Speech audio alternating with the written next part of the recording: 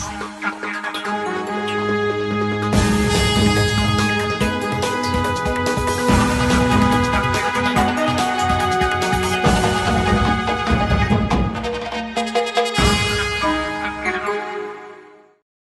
दर्शक तथा श्रोताबिन नमस्कार।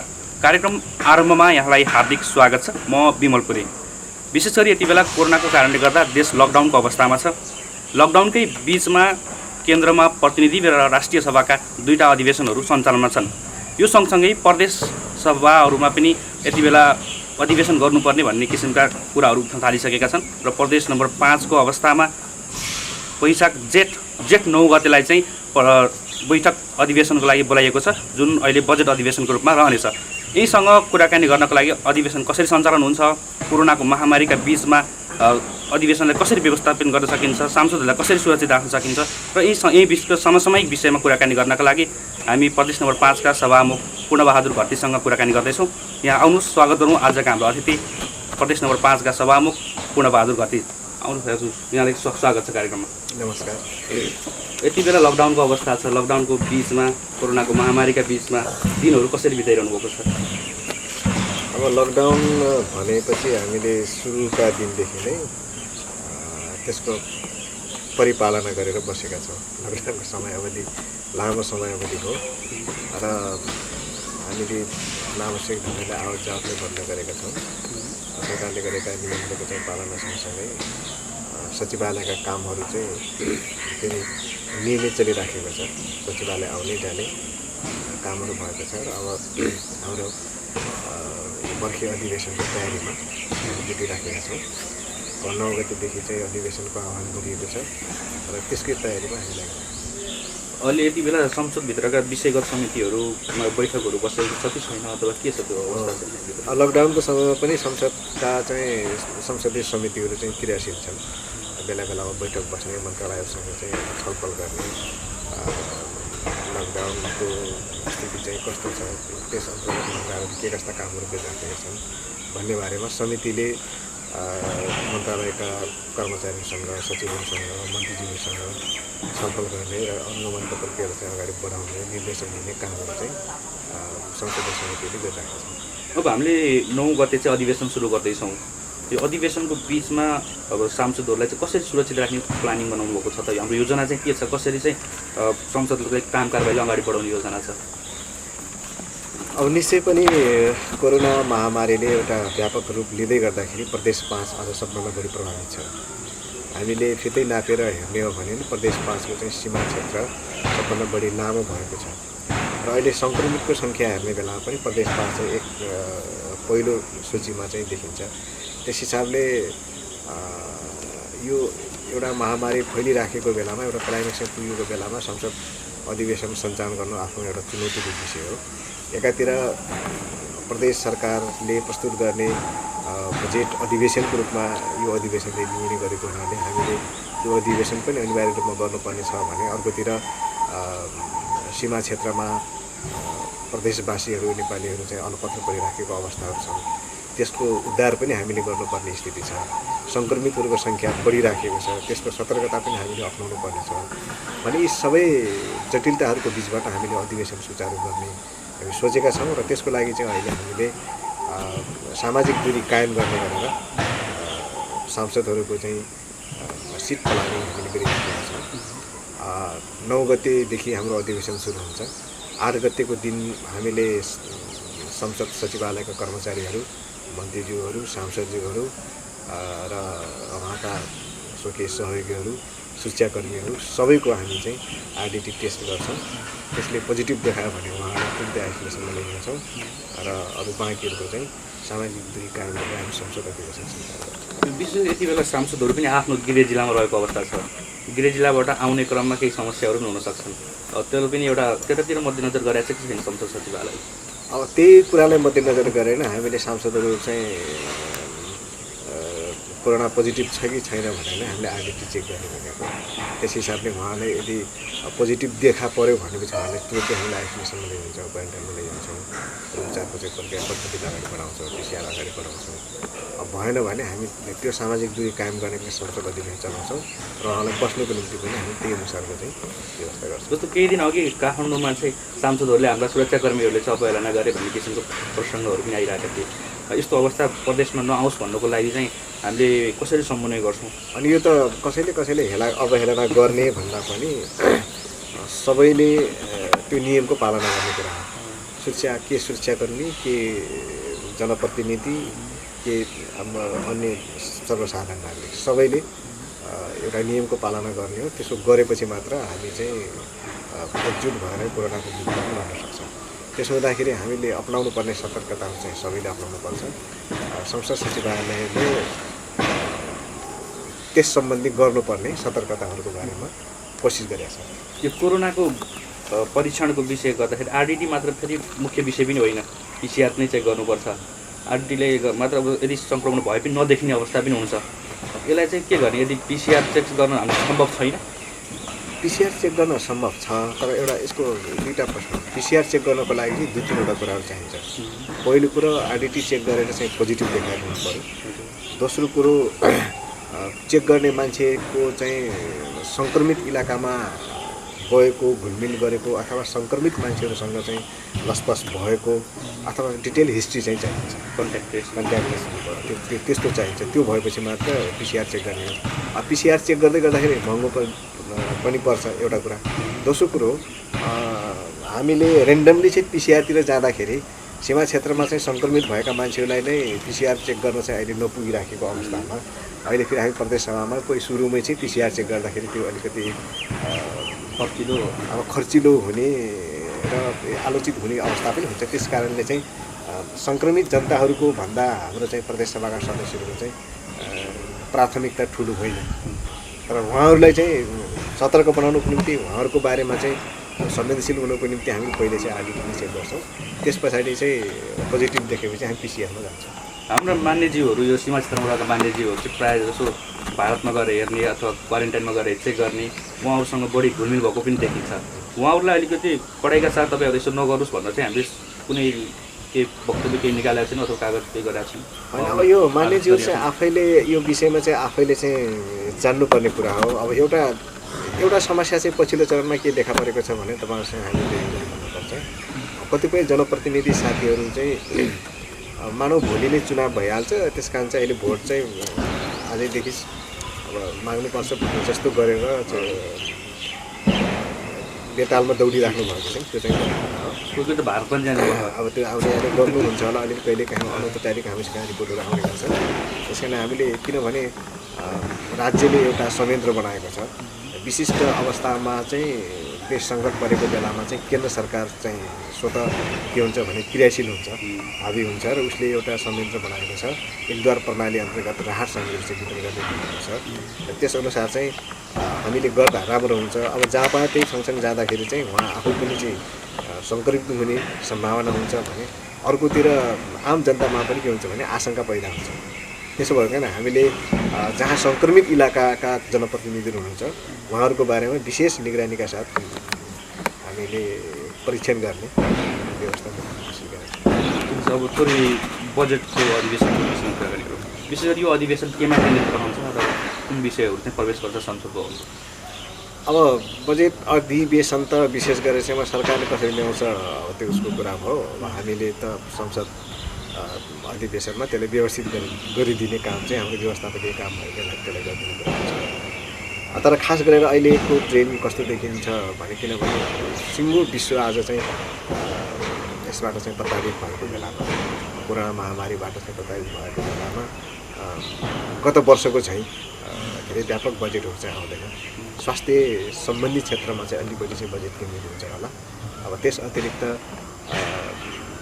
विगतका योजनाहरूको चाहिँ निरन्तरता चाहिँ अलिकति जोड हुन्छ होला। अब सुरुमा त हाम्रो नीति तथा कार्यक्रम प्रस्तुत हुन्छ होला प्रदेशको, त्यसपछि बजेट, यो टोटल बजेटमा मात्र केन्द्रित हुन्छ अथवा हामीले केही कानुन एन्ड नियम पनि बनाउँछ? त्यो त बजेट सँगसँगै अरू नियम कानुन पनि भन्छ, विधेयकहरू पनि भन्छ। अहिले विधेयकहरू कुन कुन चाहिँ अवस्थामा छन् अहिले यस्तो 3-4वटा विधेयकहरू चाहिँ अघिल्लो अधिवेशनमा प्रस्तुत भएका विधेयकहरू चाहिँ विषयका समितिमा छन्। ती समितिमा चाहिँ छलफलको प्रक्रियामा छन्, तिनीहरू चाहिँ पारित हुन्छन्। एउटा विधेयक अघिल्लो अधिवेशनमा पारित भएको विधेयकहरू चाहिँ प्रमाणीकरण भएका छन्। ती प्रमाणीकरण भएका विधेयकहरू पनि त्यहाँ वाचन गरिन्छन् र अहिले नयाँ अरू केही नयाँ विधेयकहरू पनि सायद दर्ता भएका छन्।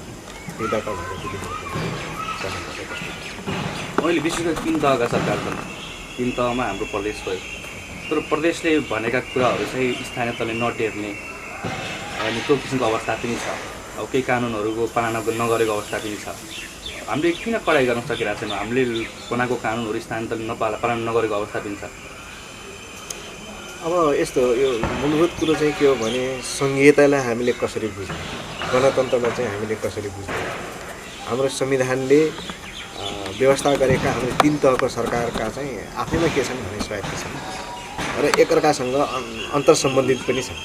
हाम्रो संविधानले के भनेको समन्वय गरेर चल्ने, हाम्रो संविधानले के भन्यो भने सहकार्य, सहअस्तित्व र समन्वय भन्ने कुरा चाहिँ उल्लेख गरेको छ र ती कुनै पनि सरकार कोही कसैको मातहतमा होइन, न प्रदेश सङ्घको मातहतमा हो, न स्थानीय तह प्रदेशको मातहतमा, आफैमा स्वायत्त छ।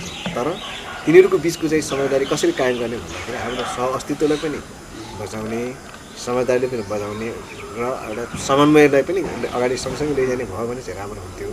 र कहीँ कतै यो कुराको चाहिँ तादात्म्यता मिलेको जस्तो कतै कतै देखिँदैन।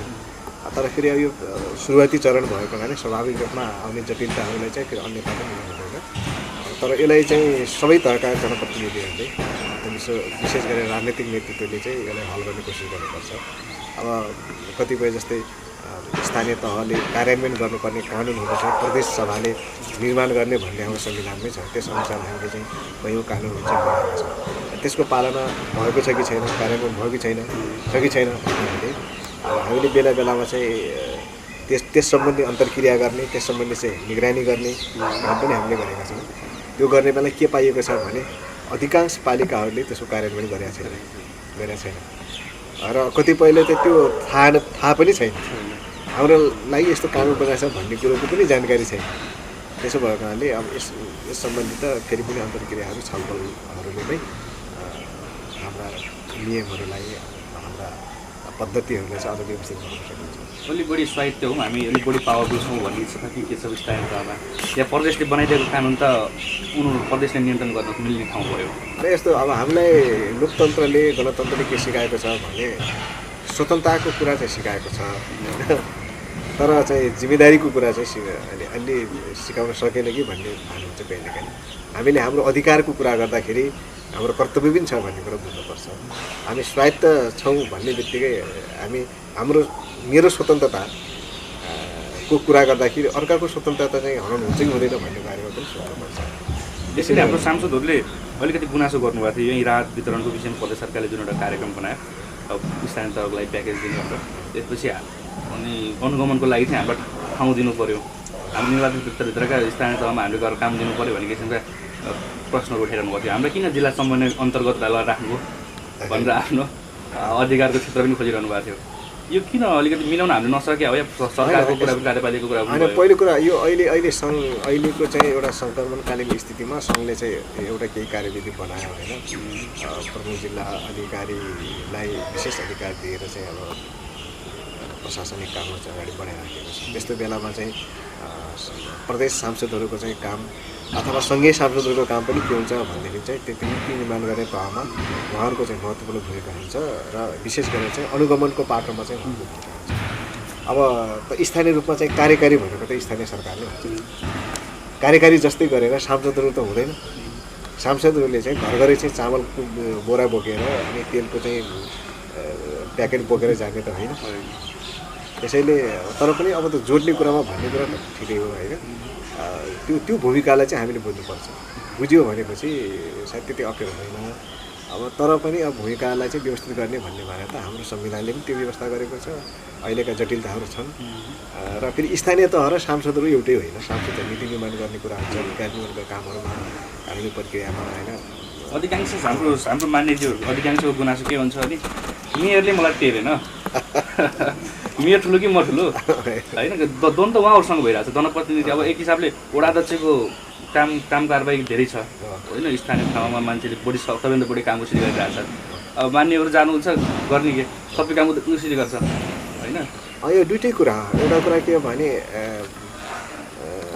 सांसदभन्दा अझ कार्यकारी त वार्ड अध्यक्ष नै हुन्छ हो त किनभने ऊ प्रत्येक दिन चाहिँ जनतासँग चाहिँ जोडिएको हुन्छ सांसदले चाहिँ नीति निर्माण गर्ने ठाउँमा कानुन बनाउने ठाउँमा र त्यसको चाहिँ अनुगमन गर्ने पाटोमा चाहिँ उहाँहरूको महत्त्वपूर्ण भूमिका तर उहाँले आफ्नो क्षेत्र त्यहाँ पनि खोजिरहनु आफ्नो उपस्थिति खोजिरहनु त्यसो भन्नाले सांसद वडा अध्यक्ष बन्न खोजेर त हुँदैन नि सांसद मेयर बन्न खोजेर त हुँदैन एउटा कुरा त्यो समस्या दोस्रो कुरो सांसद भनेको एउटा मर्यादित व्यक्तित्व हो सांसद भनेको नीति निर्माण गर्ने ठाउँ हुन्छ उसको आफ्नो प्रोटोकल हुन्छ र भने उसको मर्यादालाई हामीले कायम गर्नुपर्छ भोलि म पनि सांसद हुन सकौँला भन्ने प्रकारको बुझाइ स्थानीय तहका चाहिँ जनप्रतिनिधिसँग चाहिँ भयो भने त्यो पनि राम्रो हुन्छ त्यस कारण यहाँ अलिअलि देखिन्छ कतिपय बुझाइका सन्दर्भमा चाहिँ म भनेको यहाँको राजा हो म भनेको मन्त्री हो म भनेको यहाँको सबै सर्वेसर्वा हो किनभने हाम्रो संविधानले पनि कस्तो बनाएको छ समितिको एउटा बैठकमा म यसो बसिरहेको थिएँ कि सामान्यजीले प्रश्न गर्नुभयो म हाम्रो अब तपाईँको राजनीतिक प्रोटोकल नमिलेको अथवा राजनीतिक रूपमा चाहिँ नमिलेको तपाईँको नगरपालिकामा जाँदाखेरि हामीलाई भित्र छिर्न पनि दिनु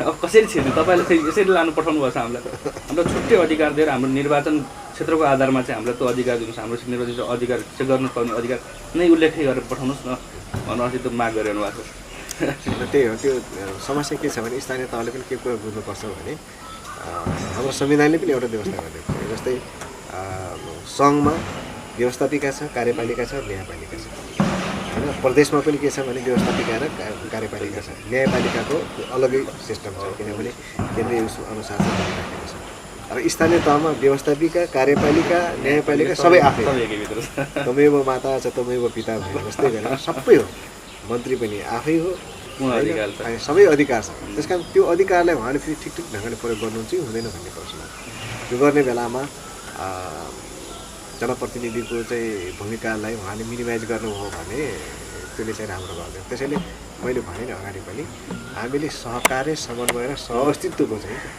जो परिभाषा संविधानले गरेको छ त्यसलाई ठिक ढङ्गले बुझ्न सक्यो भनेपछि चाहिँ सबैको बिचमा चाहिँ दूरी चाहिँ कम हुँदै जान्छ सबै तहका सरकार जनप्रतिनिधिको बिचमा त्यसलाई चाहिँ अब मैले जे बुझेको छु म जुन ठाउँमा छु त्यो नै सबभन्दा ठुलो सङ्घमा गएकाहरूले चाहिँ प्रदेश र स्थानीयता बिर्सिने प्रदेशकाले चाहिँ अब सङ्घ र स्थानीय तहलाई बिर्सिने स्थानीय तहले चाहिँ सङ्घ र प्रदेशलाई चाहिँ बिर्सिने गर्यो भनेपछि त्यसले चाहिँ ठिक ठाउँमा लैजाँदैन त्यसैले फेरि छलफलद्वारा चाहिँ अब यो हल हुँदै जान्छ त्यो थोरै केही दिन अगाडि सञ्चार माध्यमबाट समाचार पनि आएको थियो सभामुखजीले चाहिँ सञ्चारकर्मीहरूलाई पनि आइडेन्टिटी चेक गर्ने केही व्यवस्था मिलाइन्छ भन्नुभएको रहेछ पत्रकार महासङ्घका साथीहरू आउनुभएको थियो यहाँ चाहिँ हामी आइडेन्टिटी चेक गर्ने बेलामा हाम्रो पत्रकार साथीहरू पनि प्रायः रिस्की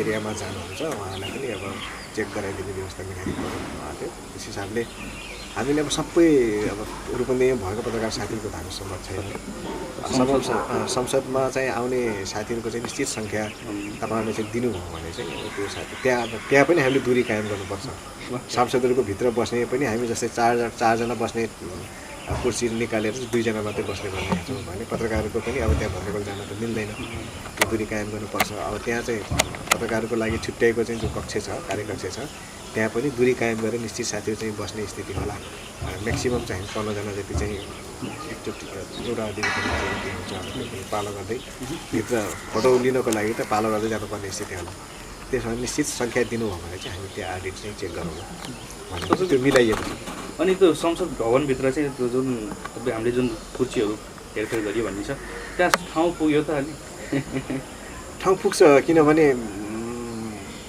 हाम्रो एउटा चाहिँ सुविधा अलिक ढल ठुलो भएको कारणले दर्शक चाहिँ हामी राख्दैनौँ यो पालि दर्शक हुँदैन हामी के गरेको छौँ भने 4 जना बस्ने उसमा चाहिँ 2 जना बस्ने मिलाइएको छ त्यही किसिमको चाहिँ 3 फिटको चाहिँ डिस्टेन्स राखेर चाहिँ हामी पछाडिसम्म लगेका छौँ र पछिल्लो दर्शक दीर्घ बस्ने ठाउँमा समेत कुर्सीहरू चाहिँ प्याक भएपछि ठिक्क हामीलाई पुग्छ दर्शक दीर्घको व्यवस्था हामी अलग गरेका छौँ त्यो भनेको प्रायः चाहिँ मान्यज्यूहरूको पासबाट आउनुहुन्छ अनि उहाँहरूलाई चाहिँ 3 ठाउँमा विशेष गरेर चाहिँ नेकपाको संसदीय दलमा त्यहाँ पनि डिस्टेन्स कायम गरेर त्यहाँ एलसिडी राखेको छ त्यहाँ लाइभ प्रसारण हुन्छ त्यहाँ हेर्नुहुन्छ त्यसपछि कङ्ग्रेसको चाहिँ पार्टी कार्यालयमा त्यहाँ पनि एनसिडी राखेको छ, त्यहाँ हेर्न सक्नुहुन्छ। र हाम्रो संवाद केन्द्र छ पुस्तकालय, त्यहाँ पनि एनसिडी राखेको छ, त्यहाँ लाइभ प्रसारण हुन्छ, त्यहाँ हेर्न सक्नुहुन्छ। यो कानुन अघिल्लो अधिवेशन त हाम्रो यो कोरोना भाइरसको कारणले गर्दा स्थगित भयो नै यसले त्यसो भन्दा पनि हुन्छ, किनभने कोरोना चाहिँ सुरु भइसकेको थियो, लकडाउन पनि चाहिँ सुरु हुने अवस्थामा थियो। त्यो समयमा चाहिँ अलिकति चाप बढेको हुनाले चाहिँ अब हामीले यस्तो बेलामा चाहिँ अधिवेशन चाहिँ चलाउने भन्दा बरु गाउँमा चाहिँ जान उचित हुन्छ भन्ने हिसाबले नै अधिवेशन स्थगित होइन भने हामी 4-5वटा विधेयकहरू चाहिँ त्यहाँ पारित गर्न बाँकी नै थियो।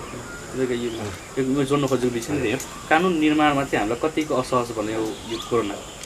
यो त स्वाभाविक रूपमा असहज हुन्छ, किनभने अब यो कोरोना चाहिँ नभएको भए अहिलेसम्म हामी 4-5वटा कानुन चाहिँ तयार भइसकेको थियो, जसको कारणले गर्दाखेरि के भयो भने त्यो चाहिँ विषयको समितिमा छलफल त भएको छ त्यहाँ। अब यो अधिवेशन सुरु हुने बित्तिकै त्यो त सञ्चालन गर्छौँ, तर यसरी यो अहिले जुन रफ्तारमा चाहिँ कोरोनाको सङ्क्रमितको सङ्ख्या बढेको छ नि, त्यो बढ्यो भने चाहिँ अब कसरी गर्ने यो त छलफल गर्नुपर्छ हामीले। मान्छे चाहिँ भकाभक चाहिँ अब मर्दै जाने होइन, सङ्क्रमित पनि बढ्दै जाने स्थिति बन्यो भनेपछि चाहिँ कसरी गर्ने त्यो त चुनौतीकै विषय छ। तर सामान्य अवस्था भयो भने हामी चाहिँ यी विषयहरू छलफल पनि गर्नुभएको थियो, तपाईँको भिडियो कन्फरेन्स तथा भिडियो लाइभ गर्नुभएको थियो, विभिन्न प्रदेशका सभामुखहरू र केन्द्रीय प्रतिनिधि सभाको सभामुख पनि थियो। त्यो छलफलमा हाम्रो खासमा के कुराकानी भएको थियो?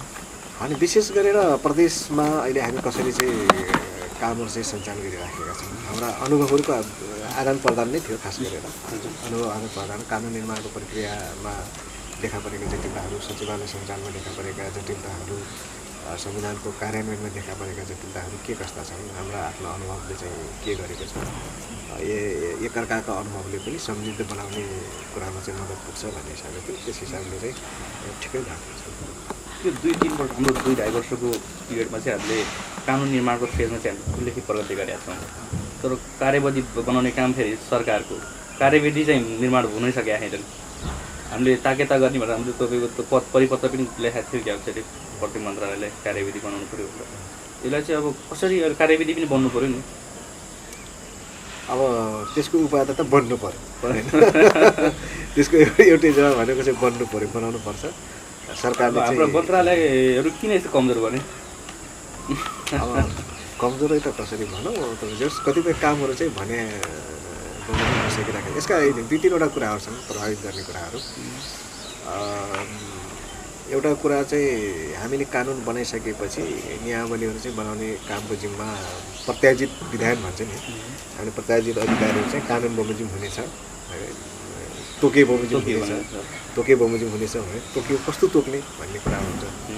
अब ती कुराहरू चाहिँ मन्त्रालयको आवश्यकता कति हो भन्ने कुरा पहिलो कुरा मन्त्रालयले भन्नु, सम्बन्धित मन्त्रालयले त्यो नियम बनाइसके, त्यो कानुन बनाइसकेपछि त्यसअनुसार चाहिँ नियमावली चाहिँ बनाउन आवश्यक छ कि छैन होइन, त्यो कुरा बुझ्नु पऱ्यो। त्यो बुझिसकेपछि त्यो बनाउनमा चाहिँ ढिलाइ गर्नु हुँदैन।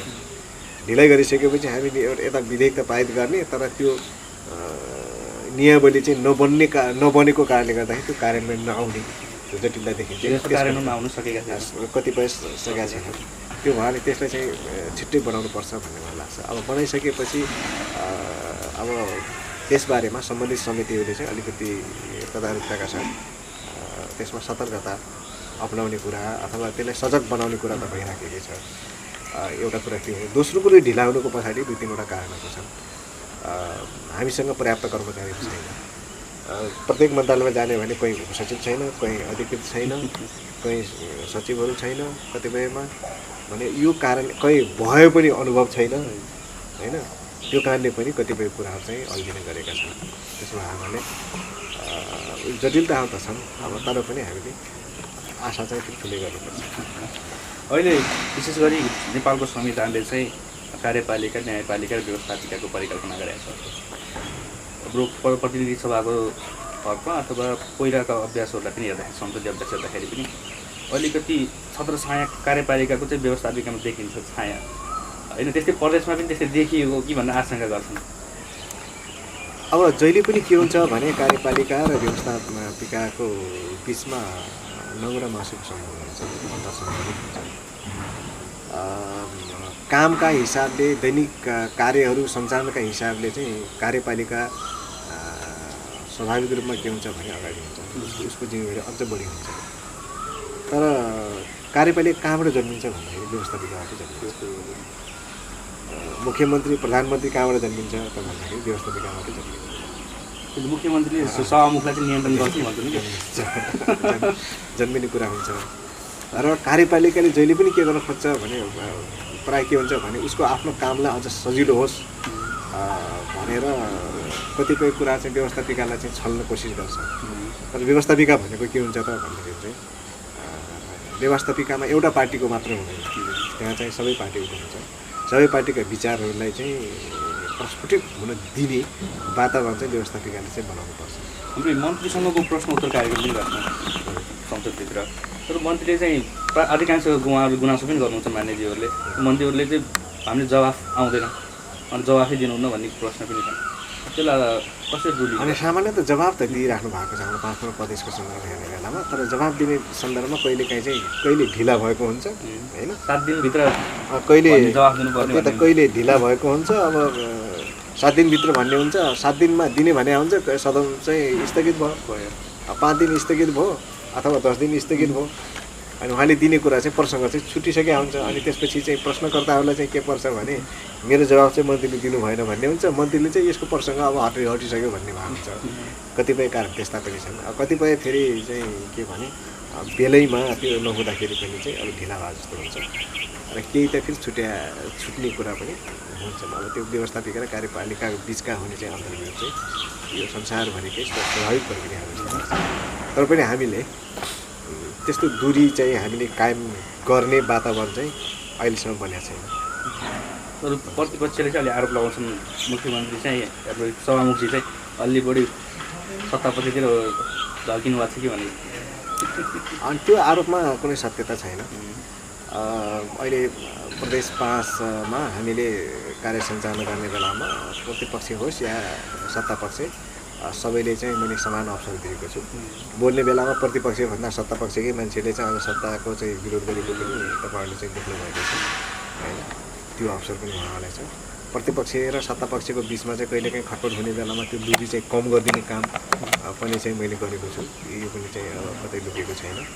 त्यसो भए स्वाभाविक रूपमा कुनै पार्टीको नभए पनि कुनै पार्टीको टिकटमा त आएको हुन्छ नि त सभामुख पनि, आस्था जहाँ भए पनि। तर एउटा कुरा के हो भने न्युट्रलिटी कायम गर्ने कुरा चाहिँ सभामुखको चाहिँ त्यो दायित्व हुन्छ र त्यो जिम्मेदारीले चाहिँ मैले पुरा गर्ने कोसिस गरेको छु। यो विषयगत समितिहरूमा पनि निर्देशनहरू दिन्छन्, मन्त्रीले बोलाएर छलफल पनि हुन्छ। तर विषयगत समितिहरू सभापतिहरूकै गुनासो हो त, मन्त्रीहरूले चाहिँ समितिको दिएको आदेशै पालना गर्नु, निर्देशनै पालना गर्नु भन्ने। अब त्यो त उहाँहरूले जान्ने कुरा हो, किनभने समिति भनेकै के हो भन्नुहुन्छ भने मिनी सदन होइन, सदनको अर्को एउटा अङ्ग हो। त्यस कारण त्यसलाई कार्यान्वयन गराउने बेला त अब समितिका चाहिँ सभापतिले आफू कन्फिडेन्स हुनु पऱ्यो, बनाउनु पऱ्यो। मेरो कोसिस चाहिँ के हुन्छ भने समिति तपाईँहरूले चाहिँ आफू मार्फत चाहिँ निकायलाई चाहिँ कसरी सतर्क बनाउने, मन्त्रीलाई मन्त्रालयलाई कसरी जिम्मेदार बनाउने भन्ने बारेमा तपाईँहरूको सक्रियताले नै चाहिँ भूमिका खेल्छ भनेर मैले चाहिँ तपाईँले समन्वय गर्न मिल्दैन, त्यसको लागि अलिकति रोल खेल्न मिल्दैन, समन्वयकारी भूमिका खेल्न मैले समन्वय गर्ने भनेको के हो भने समितिका सभापतिहरूलाई एक्टिभ बनाउने। मेरै अध्यक्षतामा समितिका सभापतिहरूको चाहिँ बैठक बस्छ र त्यो बैठकमा सबै सभापतिहरूसँग चाहिँ इन्ट्रेक्सन हुन्छ र तपाईँले के गर्नुभयो भन्ने बारेमा त्यसको बारेमा मैले इन्क्वायरी गर्छु। कतिपय त्यो छ। अर्को प्रसङ्ग फेरि के छ भने यस बैठकमा फेरि मान्यहरूको उपस्थिति हुनु, मान्यजीहरूको आफ्नै उपस्थिति हुनु, त्यो त आफ्नो रेस्पोन्सिबिलिटीले चाहिँ नबुझेपछि चाहिँ त्यस्तो हुन्छ। पहिलो कुरा सभापतिले पनि के गर्नु पर्यो भने चाहिँ मान्यहरूलाई चाहिँ पूर्व सूचना दिनु पर्यो, के अरे ताकेता गर्नु पर्यो, समितिको चाहिँ बैठक चाहिँ महत्त्वपूर्ण हुन्छ भनेर चाहिँ त्यो गर्नु पर्यो होइन। अब त्यो पहिले कट्राले चाहिँ हाकालेको जस्तै तरिकाले गरेर चाहिँ हुँदैन होइन, जवाब दिनु पर्यो। मान्य आफै पनि के हो त भने समितिमा मैले गर्ने छलफलले चाहिँ प्रदेशको नीति निर्माण गर्ने सन्दर्भमा चाहिँ महत्त्वपूर्ण भूमिका निर्वाह गर्छ। त्यस कारण म यो बैठकको लागि चाहिँ इम्पोर्टेन्ट हो भन्ने कुरा चाहिँ सांसदले बुझ्नुपर्छ। यो मात्र होइन, हाम्रो यो पुस्तकालय पनि बनाएको छौँ, पुस्तकालयमा पनि खासै मान्यहरूको अध्ययन गरेको पनि देखिँदैन। अब त्यो के गरेको छ त्यो त पुस्तकालयको रेकर्ड मैले बुझेको छैन। यो मान्यज्यूदेखि लिएर चाहिँ अरू सबैको लागि चाहिँ अध्ययनको लागि भने हामी पुस्तकालयको स्थापना गरेको।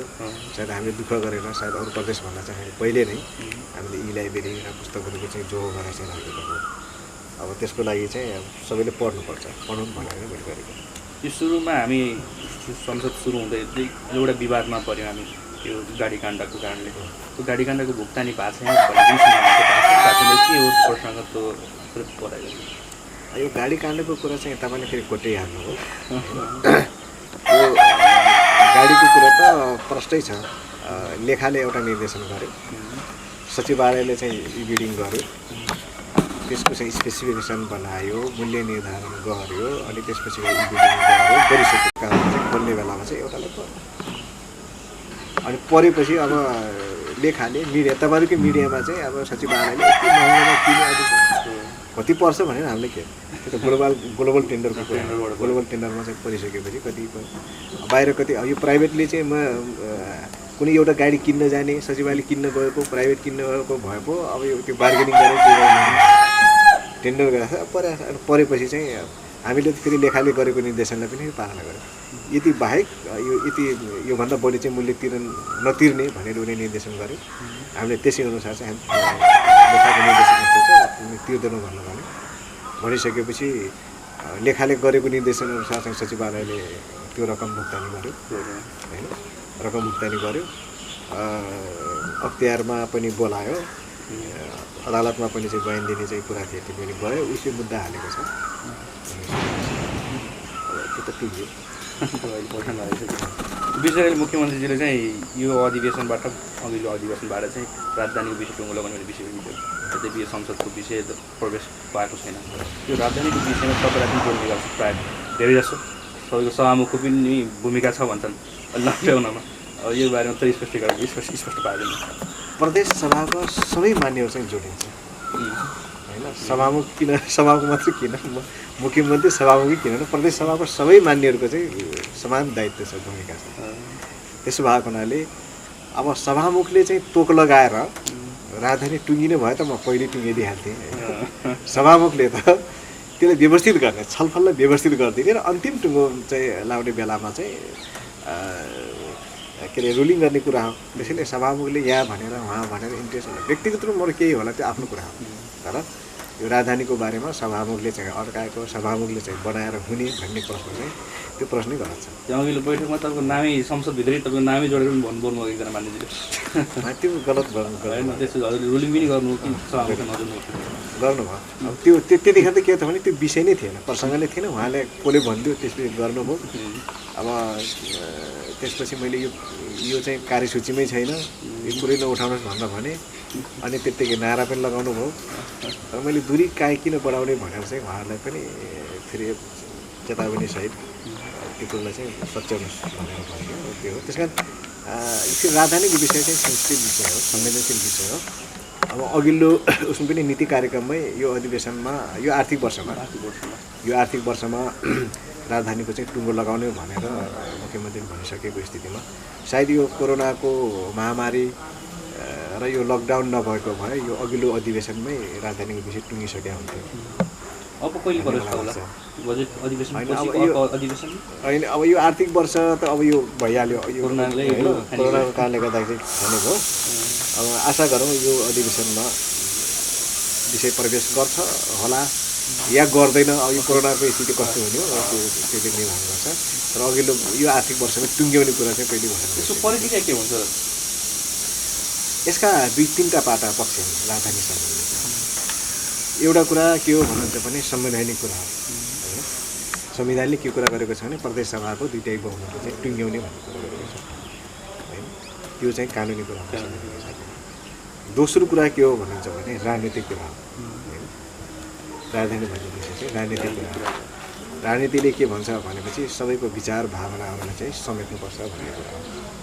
मुख्यमन्त्री भनेको अथवा प्रदेश सभाका सदस्य भनेको कुनै एउटा अमुक क्षेत्र, अमुक गाउँ, अमुक जिल्लाको मात्र मान्छे होइन। त्यो भनेको प्रदेश 5को चाहिँ 12वटा जिल्लाको चाहिँ प्रतिनिधि हो। 12वटा जिल्लाले काम गर्ने नीति निर्माण चाहिँ प्रदेश सभाबाट हुन्छ। त्यसले कसरी सोध्छ भन्ने प्रश्न। त्यसमा त कानुनी हिसाबले गणितीय हिसाबले हामीले प्रदेश सभामा त्यति रेन्डमली चाहिँ लगेर पनि हुँदैन होइन। त्यसलाई अझ सजिलो होस् भनेर हामीले चाहिँ राजधानीको नामाकरण र केन्द्र सम्बन्धी विशेष समिति नै बनायौँ। विशेष समितिले आफ्नो कार्यावधिमा जिल्लाहरूबाट सुझाव हामीलाई विज्ञ चाहियो भनेर भने हामीले विज्ञ नियुक्त गर्थ्यौँ। विज्ञहरूले आफ्नो सुझावहरू दियो। विज्ञले दिएका सुझाव, जिल्लाहरूबाट आएका सुझावहरू र आफूले देखेका फिल्ड भिजिटमा देखा परेका चाहिँ तथ्यहरूलाई, अनुभव र तथ्यहरूलाई सञ्चालन गरेर एउटा प्रतिवेदन सचिवालयमा बुझा, सचिवालयले मुख्यमन्त्री कार्यालय फरवार्ड गरिदिएको छ। अब त्यसलाई संश्लेषण गरेर प्रदेश सरकारले चाहिँ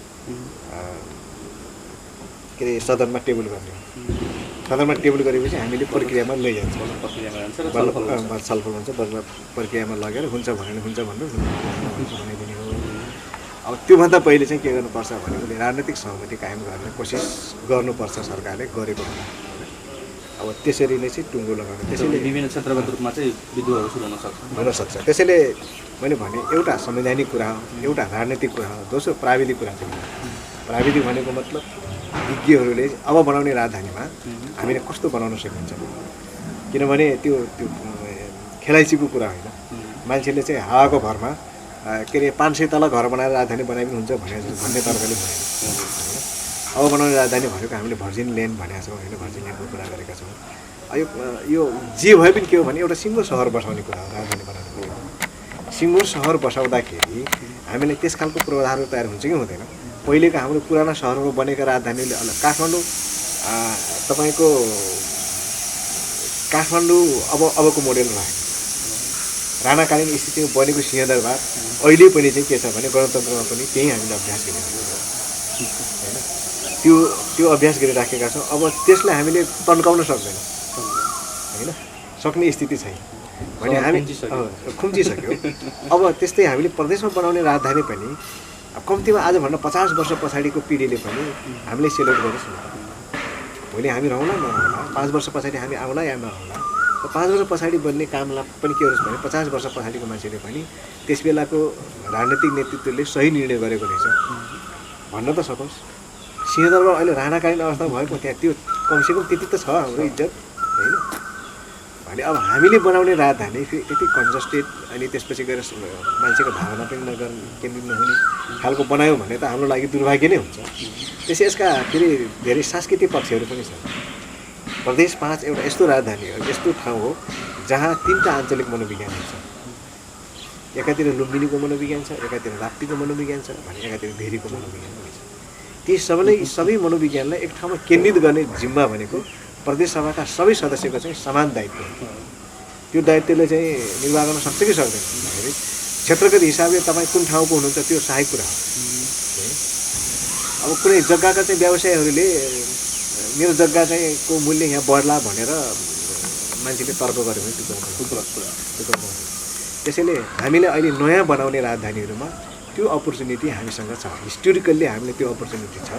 त्यो अपर्च्युनिटीलाई हामीले सही ढङ्गले प्रयोग गर्न सक्नुपर्छ कि आजभन्दा 150 वर्ष पछाडि पनि त्यो राजधानी केही नहोस्।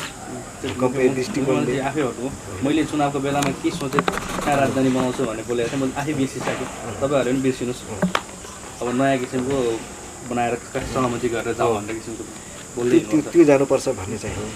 त्यो कुरामा चाहिँ मेरो सैद्धान्तिक रूपमा चाहिँ मेरो कुरा चाहिँ के छ भने मैले तपाईँलाई भने मेरो आफ्नो धारणा चाहिँ त्यस्तो छ। मैले कुनै ठाउँ विशेषलाई पोइन्ट गरेर यहाँ बनाउनुपर्छ भन्ने चाहिँ छैन।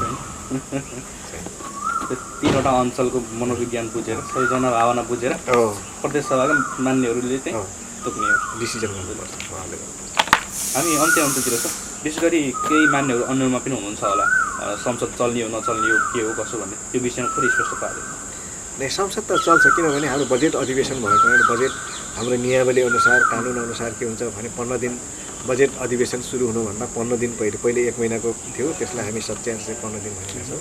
त्योभन्दा पहिले नीति कार्यक्रम प्रस्तुत हुनुपर्छ। नीति कार्यक्रम प्रस्तुत भइसकेपछि त्यो प्रि डिस्कसन भएपछि 15 दिन पछाडि चाहिँ बजेट अधिवेशन चाहिँ हुन्छ, बजेट भाषण हुन्छ। त्यसको लागि पनि हामीले 15 दिन त अनिवार्य चलाउनै पऱ्यो। अनि बजेट भाषण सकिएपछि हामी स्थिति के हुन्छ त्यसबारेमा स्थगित गर्न सक्छौँ। तर बजेटै नगरेपछि त प्रदेश कसरी सञ्चालन गर्ने? एक वर्षको चाहिँ सम्पूर्ण कार्यक्रम योजना भनेको त्यही हो। प्रदेशको चाहिँ प्रदेश सञ्चालन गर्ने भनेको त्यही हो, मार्ग निर्देशन भनेको पनि त्यही हो। त्यसैले पनि केही नगरे पनि हामी एक महिना 15 दिन त हामी चलाउनै पर्छ, अधिवेशन चल्छ। बरु चाहिँ बिचमा ब्रेकहरू हुने कुरा त देखिन्छ। त्यस हिसाबले चाहिँ एक किसिमले अहिलेको अवस्थाले त भयावह हुने अवस्था पनि देखिन्छ। अहिलेको प्रदेशमा चाहिँ सबैभन्दा बढी मानिसहरू सङ्क्रमित पनि छन् र यसो जोखिम पनि बढी छ। यदि त्यो भएको खण्डमा फेरि बजेट निकालेर हामीले चाहिँ बन्द गर्न सक्छौँ। बजेट भाषा त्यसलाई विविध उपायहरू चाहिँ अपनाउन सकिन्छ। अब हेरौँ, अब कतिपय वेस्टर्न कन्ट्रीहरूमा त के भने भर्चुअल अधिवेशन पनि भइसकेको छन् होइन। अब हामीलाई हाम्रो कानुनले चाहिँ त्यो अहिले दिँदैन, भएको मान्दैन होइन। कानुनमा परिवर्तन गरेरै भए पनि हामीले भर्चुअल अधिवेशन पनि गर्न सकिन्छ होला। विकसित विज्ञान प्रविधिले चाहिँ उपयोग गरेर पनि हामी त्यो गर्न सकिन्छ होला। त्यसले चाहिँ अहिले चाहिँ हामी अब त्यहाँ त परिकल्पना यो अवस्थामा जनताका गुनासोहरू पनि खासै सभाले सम्बोधन गर्न पाउँथ्यो होला। प्रतिनिधिहरूले अथवा मान्यजीहरूले चाहिँ प्रश्नहरू उठाउनुहुन्छ होला, यो समस्याहरू के भएको छ भनेर त्यो पनि एउटा ठाउँ पाउँथ्यो। अहिले हाम्रो चल्न नपाउँदाखेरि त्यो पनि समस्या छ नि। ठिकै हो। त्यसको लागि त अब सदनै नभए पनि विभिन्न ठाउँहरू छन्, फोरमहरू छन् होइन। सांसदहरूले चाहिँ जनताका समस्याहरूको बारेमा कुरा गर्नको लागि, प्रतिपक्षलाई विभिन्न ठाउँमा कुरा गर्नको लागि चाहिँ अब रेडियो टेलिभिजन जस्तो विभिन्न सञ्चार माध्यमहरू छ होइन, विभिन्न फोरमहरू छ, त्यसबाट पनि गर्न सकिन्छ। सदनबाट गरिने काम खास गरी सदनमा कुरो उठाउनुको अर्थ चाहिँ के हो भने सरकारलाई अझ बढी जिम्मेवार बनाउनु हो। सरकारकै सहभागितामा उसैले नै सुनाउने कुरा हो होइन। अब त्यसो भावनाले त्यो कुरा त कमी छ, तर पनि अब सुरु हुने अधिवेशनमा आशा गरौँ मान्छेले चाहिँ भरपुर समयको सदुपयोग हुन्छ। अन्त्यमा मैले सोध्न बोलेका अब तपाईँले केही भन्न मन लागेको कुरा केही छ? होइन, सबै सोधिसक्नु, अब के भन्ने कोरोनाको महामारीको बिचमा केही छ होइन। अब यो कोरोना महामारी को सुरुवात भइसकेपछि हाम्रा केही अनुभवका कमीले गर्दाखेरि हामीले तत्काल गर्नुपर्ने हाम्रा कामहरू चाहिँ अपुग भए जस्तो महसुस हुन्छ। जस्तो कि जब कोरोनाको चाहिँ हामी सुरुवात सँगसँगै लकडाउन चाहिँ हामी सरकारबाट घोषणा भयो, त्यस बेलामा सुरुमै स्थानीय जनप्रतिनिधि राहत वितरणतिर लाग्नुभयो। मलाई लाग्छ त्यो राहत वितरण सुरुमै नगरेर अब राहत वितरण गर्नुपर्ने समय अब आयो जस्तो लाग्छ। किनभने तत्कालको समयमा राहतको चाहिँ जरुरी थिएन, किनभने केही नगरे पनि मान्छेहरूले चाहिँ 2-3 महिनाको चाहिँ स्टक गरेर बसेको हुन्छ पाहाडतिर। सहरमा दैनिक ज्याला मजदुरी गर्ने मान्छेहरूले पनि कम्तीमा चाहिँ 8-10 दिनको चाहिँ जोग गरेर बसेको हुन्छ। तर हामी 1 हप्ता पछाडि नै राहत वितरण गर्न थाल्यौँ। अब राहत वितरण गर्ने क्रममा पनि कतिपय कुराहरूमा चाहिँ कम्प्लेनहरू आएका छन्। असली पीडितहरूले चाहिँ राहत पाएन भन्ने कुराहरू पनि आएका छन्। अब हातमा ब्रासलेट र घाँटीमा सिक्री लगाएका मान्छेहरू पनि राहतको लाइनमा चाहिँ उभिएको पनि आएको छ। गाडी पल्लो कुरामा चाहिँ पार्किङ गरेर राहतको चाहिँ सामग्री बुझ्न पनि लाइन लागे भन्ने कुरा पनि आएको छ। खै जे होस्, कतिपय अनुभवको कमी भए तापनि अब अझ संवेदनशील हुनुपर्ने सबै तहका जनप्रतिनिधिहरू, स्थानीय जनप्रतिनिधिहरू र सबै समाजसेवीहरू, स्वास्थ्य कर्मीहरू, सुरक्षाकर्मीहरूले अहिलेसम्म जुन खालको चाहिँ योगदान पुर्याइराख्नु भएको छ, स्थिति अझ भयावह हुँदैछ। त्यसको लागि चाहिँ हामी सबै सतर्क भनौँ। हाम्रा जनप्रतिनिधिहरूका चाहिँ नीति निर्माण गर्ने कामहरू एकातिर छन् भने अर्कोतिर अहिले जनताहरूमा चाहिँ छाएको जुन सन्तास हो कोरोनाको, त्यसलाई हल कसरी गर्ने, त्यसको व्यवस्थापन कसरी गर्ने भन्ने चिन्ता पनि चाहिँ हामी सबै बढेको छ। र त्यसमा चाहिँ हामी सबै डटेर चाहिँ सामना गरौँ, त्यो प्रतिबद्धता चाहिँ हामी सबैले कायम गर्न सकौँ। त्यसो गर्न सक्यौँ भनेपछि हामीले हाम्रो समस्यालाई हल गर्न सकौँला भन्ने लाग्छ। विशेष गरी चाहिँ स्वास्थ्य कर्मीहरू र सुरक्षाकर्मीले सीमा क्षेत्रमा चाहिँ गरेको जो खटन पटनहरू छ त्यो साँच्चीकै चाहिँ स्याल्युट गर्न लाग्छ। र अब हामीले त अहिले परिकल्पना गर्न सकिँदैन। मान्छेले चाहिँ कोरोनाको निम्ति भने सुरुमा चाहिँ हामी राहत वितरण गऱ्यौँ। अब त पहाडमा बाढी पहिरो जान्छ, असिलोले चाहिँ गाउँजौहरू चाहिँ सबै सखाप पारेको छ। तराईमा के अरे डुबान होला, अनि त्यसपछि भूकम्प आउला, अरू केही होला। अनि कोरोनाको चाहिँ स्थिति कति लम्बिने हो होइन, यसले गर्दाखेरि अझ भयावह हुन सक्छ। त्यस कारण हामी सबै सतर्क भनौँ भन्ने नै मेरो चाहिँ आग्रह हो। तपाईँको सञ्चार माध्यमबाट म यही अनुरोध सबै समक्ष गर्न चाहन्छु। दर्शकबिन, आजको कार्यक्रम हाम्रो यति नै। अर्को नयाँ एपिसोडसँगै फेरि पुनः उपस्थित हुनेछौँ। नमस्कार।